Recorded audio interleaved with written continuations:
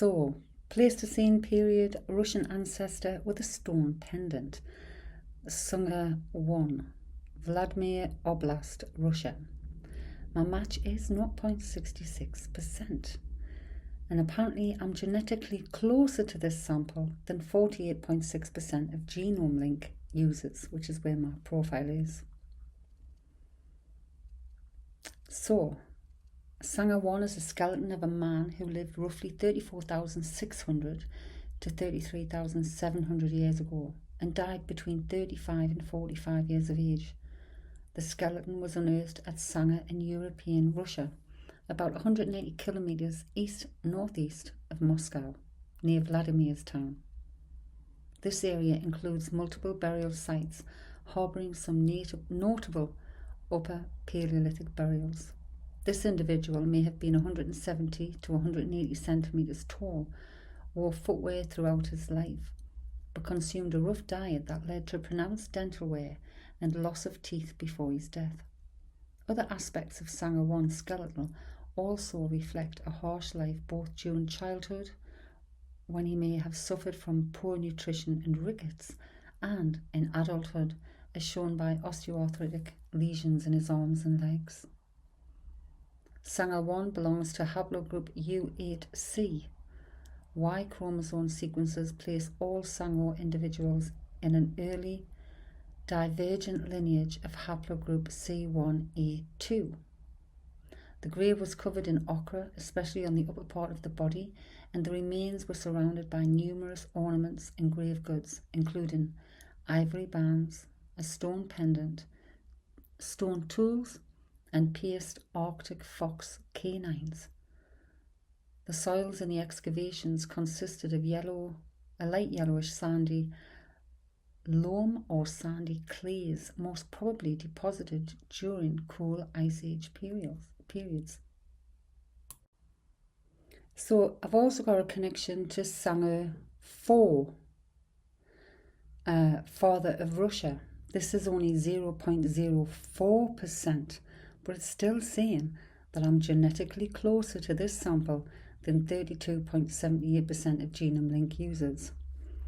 The father of Russia, the sample known as Sungir4 or just SIV, comes from the midsection of a human femur bone that was unearthed at Sungir, about 190 kilometers east-northeast of Moscow. Sungir had multiple burial sites harbouring some extraordinary upper Paleolithic burials.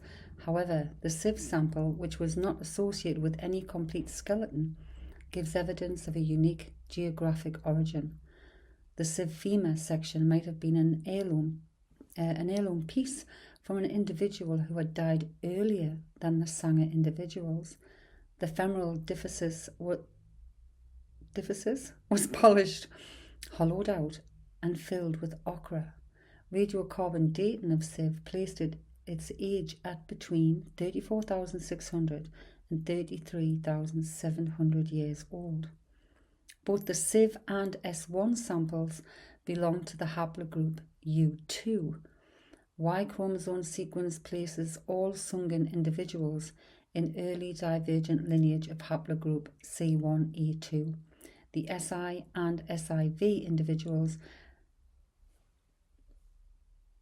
might have belonged to different social groups with different burial customs and traditions.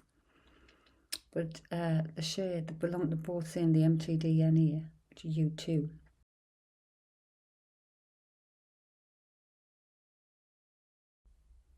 So looking at the narrative of this ancient life, Sungir4 comes from central Russia within Pleistocene conditions characterized by cold climates and shifting environmental mosaics. These conditions would have influenced the availability of game, the distribution of plants, and the routes by which hunter-gatherer groups moved. The historical context: the site falls in the late Upper Paleolithic, when the Gravitian tradition is visible in shared approaches to stone toolmaking and personal ornamentation. As part of the Eastern Gravitian horizon, Sungir4 helps define how regional groups express cultural identity during a period of long-distance connections and repeated use of landscapes. populations and lifeways, the Sungir cemetery tradition is associated with anatomically modern humans. Their lifeways were based on foraging, hunting and gathering, supported by mobility and knowledge of seasonal resources. Archaeology and material culture. Archaeological evidence from the Sungir complex emphasizes formal burial contexts and associated finds.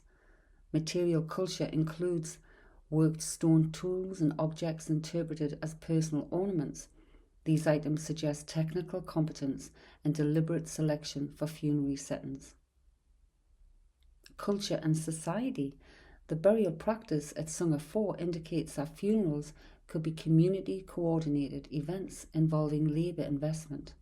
The use of carefully made items point to social frameworks in which the dead were commemorated through culturally recognised display and placement. Legacy and transition. Sungir1 strengthens broader interpretations of Grecian mortuary behaviour in Eastern Europe. It provides an important baseline for later archaeological discussions of social complexity, craft specialisation, and the cultural importance of burial sites before major later transitions in human adaptation. No individuals buried at Sungir were closely related. Despite being buried at the exact same location around 34,000 years ago, and in the case of the two children, Sungir 2 and 3, in the very same grave, a groundbreaking 2017 ancient DNA study published in Science revealed that they were at most second cousins. The key genetic findings, not siblings. For decades, archaeologists assumed the two children in the double burial were brothers or twins. The DNA evidence proved they were not siblings, though they shared the same mitochondrial DNA haplogroup, the maternal lineage, U2. Not father and child. The adult male Sungir1 was not the father, uncle, or close relative of the children, or of the individual from whom the Sungir1 femur was taken. Mating networks. While they belong to a small population with limited genetic diversity, they actively avoided close inbreeding. Why this matters? This discovery tells us that even 34,000 years ago, upper Paleolithic hunter-gatherers had sophisticated social rules and mating networks. They intentionally sought partners outside their immediate family group to prevent inbreeding. Furthermore, because they were not a single nuclear family, it suggests their elaborate high-status burials were based on shared group ritual, social status, or spiritual beliefs, rather than just hereditary family wealth. So I've asked, who were they? So it gives us a little breakdown. So Sungir1, the high-status elder. Demographics, an adult male who died around 40 to 60 years old, which was quite an advanced age for the Upper Paleolithic. Physical health, he was tall, around 5'10", muscular and highly physically active. His skeleton shows he was well nourished throughout his life. Cause of death, he suffered a sharp trauma to his thoracic vertebrae, the upper back, likely a fatal stab wound from a spear or blade. The Sungir 2 and 3, the disabled youths, these were children. Sungir 2, an adolescent male aged between 12 and 13, and a younger child, male, 9 to 10. And these are bless. The 12 to 13, his teeth showed virtually no wear and tear, suggesting he suffered from severe mobility limitations or a chronic illness and had to be fed uniquely soft pre-processed foods. The 9 to 10-year-old suffered from a severe congenital deformation causing pronounced symmetric bowing, and shortening of his thigh bones. Despite his disability, skeletal markers show he was kept physically active by his group. But it didn't come up in my thing. Sungir 4 and Sungir 1 did. The ancestral relative. Demographics for Sungir 4, an adult male whose isolated femur shaft was buried alongside the children. Role. Genetic data links him to the same broader population network, but because only a single bone remains, it's believed he was long dead and his bone was kept and buried as a symbolic ancestral artifact. Their physical appearance and culture. Genetic profiling suggests they had dark hair, dark eyes, and skin tones, typically of early European hunter-gatherers before the expansion of lighter pigmented variations. The culture that probably belonged to the Grecian culture, they were mammoth hunters who wore sophisticated tailored fur and leather clothing entirely form-fitted with thousands of hand-carved ivory beads. What did they eat? So apparently they ate a rich, highly nutritious diet dominated by large terrestrial game, herbivores, complemented by a mix of freshwater aquatic resources, small mammals and gathered plants. Stable carbon and nitrogen isotope testing performed on their bone collagen gives a precise window into their exact dietary habits. The core diet, megafauna and game. Large animals, the majority of the protein came from hunting the abundant Ice Age megafauna, roaming the mammoth steppe. This included reindeer, wild horses, bison, and mammoths. Small mammals, they supplemented big game by catching smaller animals like hares and foxes. Freshwater resources and plants, fish and invertebrates. Unlike earlier Neanderthals, who relied almost strictly on land animals, isotopic markers show the Sungarians had moderately high nitrogen levels. This indicates they regularly ate freshwater fish, waterfowl, and aquatic invertebrates from nearby rivers and lakes. Gathered plants, chemical analysis of their remains reveals high concentration of specific microelements like copper and cadmium, pointing to a healthy consumption of wild plant foods, roots, and seasonal berries. The exception, Sungir2's soft diet, and that was that child. So he had no toothwear. So this is extraordinary for an Ice Age human, as grit and tough food usually ground teeth down quickly. Pre-processed food, because he was likely severely sick or bedridden due to physical limitations, the community specially prepared soft pre-processed foods or porridges for him so he wouldn't have to grind down tough meat. Do you know, it's even way back then, there was still problems, physically, maybe even mentally conditions, but the community looked after them. That's good to hear, because we don't know. Like, we like to think in today's world we look after people, but back then you think maybe they would abandon them because it'd be a hamper or it'd be, but it's so warming to feel that they were looked after.